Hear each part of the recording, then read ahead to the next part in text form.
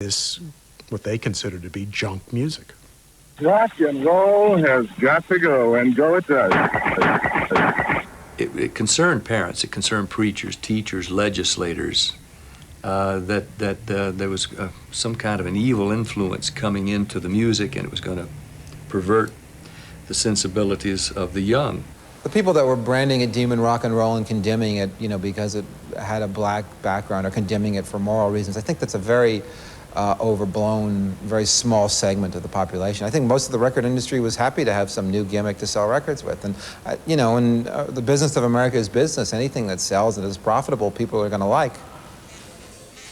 Why should the alley men be frightened of rock and roll when the anthem of rock and roll, Rock Around the Clock, was written by Max C. Friedman, who was a veteran songwriter of Tin Pan Alley, who'd had hits going back to the 1920s. I mean, he was a man in his 60s who wrote Rock Around the Clock, so what were they to be frightened about? There was going to be plenty of gravy for them on the rock and roll train. 1, 2, 3 o'clock, 4 o'clock, rock. 5, 6, 7 o'clock, 8 o'clock, rock. Now, the important lines here, this clarion call to come and join in rock and roll. Get your glad rags on and join me, hun. We'll have some fun when the clock strikes 1. That's telling the kids there's a new sound happening. It's a clarion call. It's the rock and roll equivalent of Irving Berlin's come on and hear, Alexander's ragtime. That is saying, come in, here's the new fad, ragtime. Same thing here. Come and join in rock and roll. It's the new thing. But the experienced writers of the Brill Building would soon have competition. Heading into town was a fresh generation with their sights set on Tin Pan Alley. They were first-wave rock and rollers with a passion for teenage music, because they were still in their teens themselves.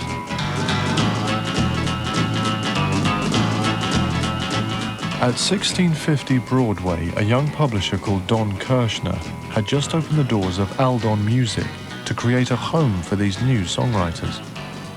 The very first writing team to walk in was the 18-year-old Neil Sedaka and his lyricist, Howard Greenfield. I was very short, Howie was very tall, very strange-looking couple, and they said, "Where did you steal these songs?" Because I sat down and I did my little number, and they said, "These aren't your songs?" I said, "Oh, yes, they are."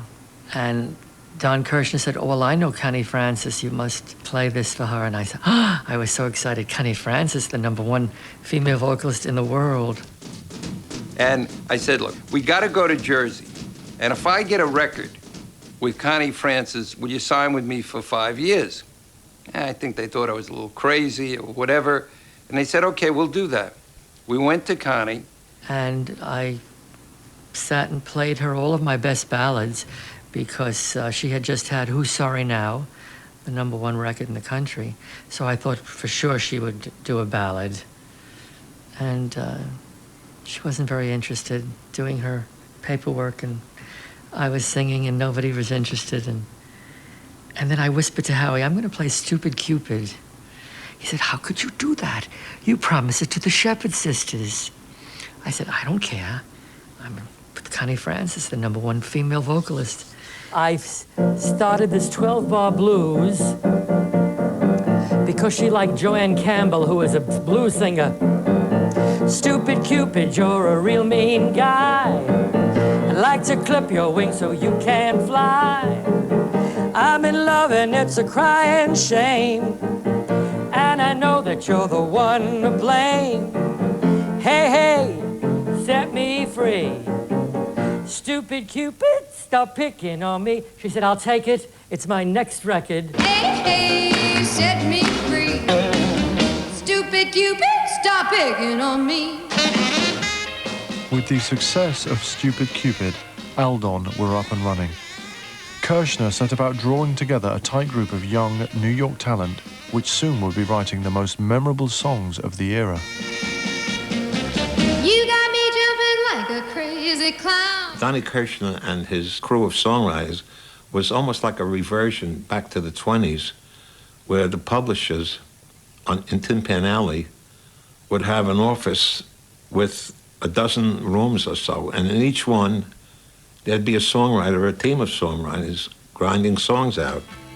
Barry Mann and Cynthia Weil went on to write classic songs like Uptown, On Broadway, and We've Got to Get Out of This Place. They too got their big break at Don Kirshner's Aldon Music.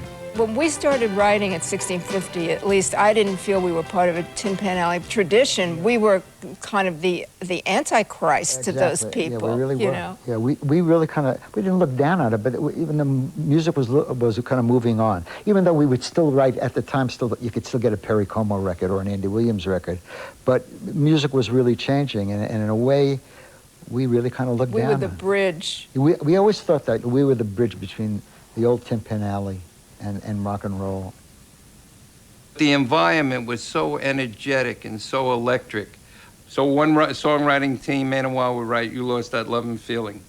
Goffin and King would be in another room writing Up on the Roof. Sedaka would be doing Breaking Up Is Hard to Do in another cubicle. What they did was songs that really came from the heart, that they felt, that they experienced. And they felt that if they could put it on paper, or the teenagers would be no different than them.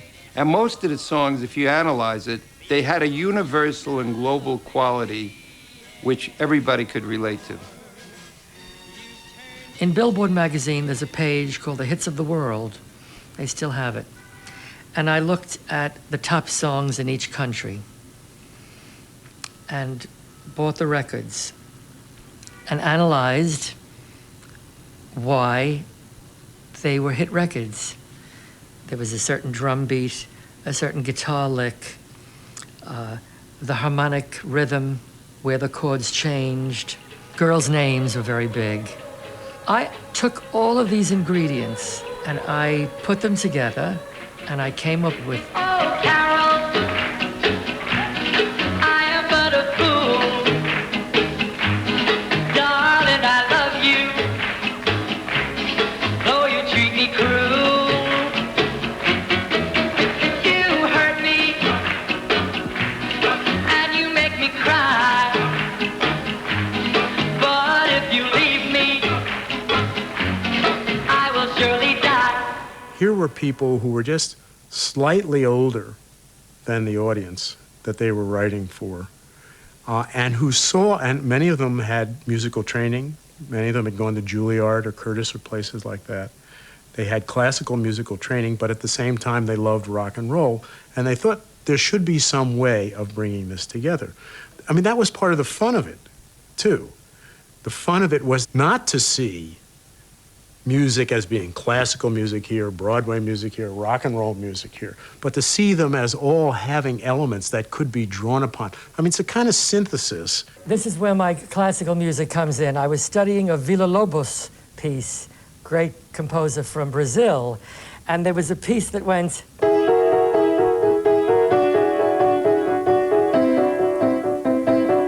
I forget, it was from the Dahl Family Suite.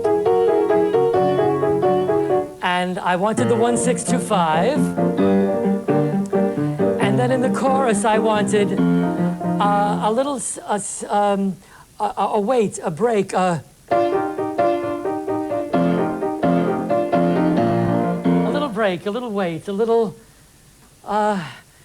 when you're making love, that pause, and then the finale. You know, I love that, just that little pause before the.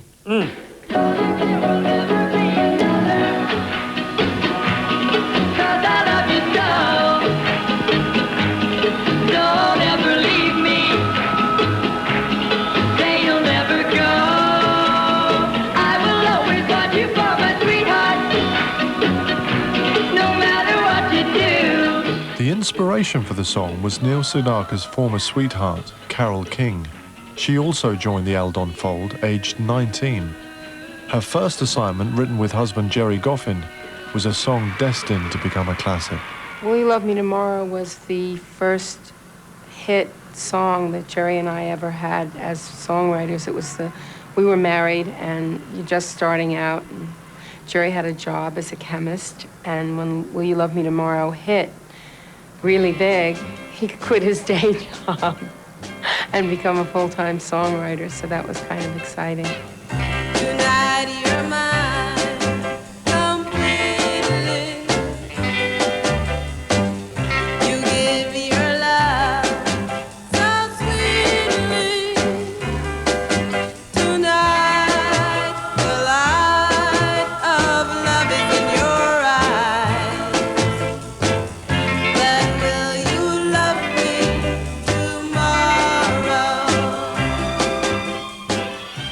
Love Me Tomorrow was a milestone song. It was the first time any girl group, black or white, had hit the #1 spot. The song opened the road to a raft of new artists and a new kind of songwriting. The lyrics of Will You Love Me Tomorrow, they were a little more thoughtful than perhaps the average pop song was at the time. They definitely spoke for women, young women all over who were wondering if they should do it or not. Will you respect me in the morning?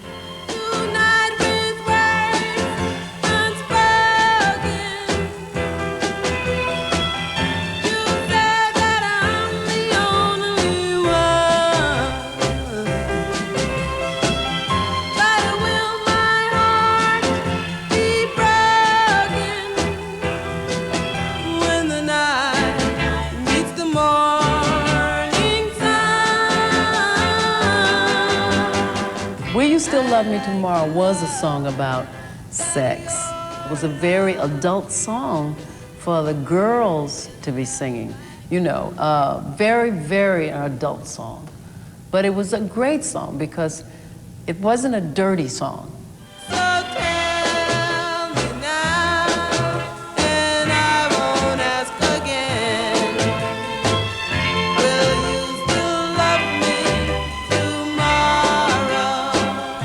It has a very, very strong tune. It's almost classically structured, some lovely chord changes in it, quite unlike rhythm and blues songs or songs from the black field, which have a much more blues basis in the blues scale. And I think there you have this wonderful synthesis, this meeting of black sensibility, of the sort of fervent, gospel-inspired singing, with a beautifully constructed song that almost has classical intervals and classical chords.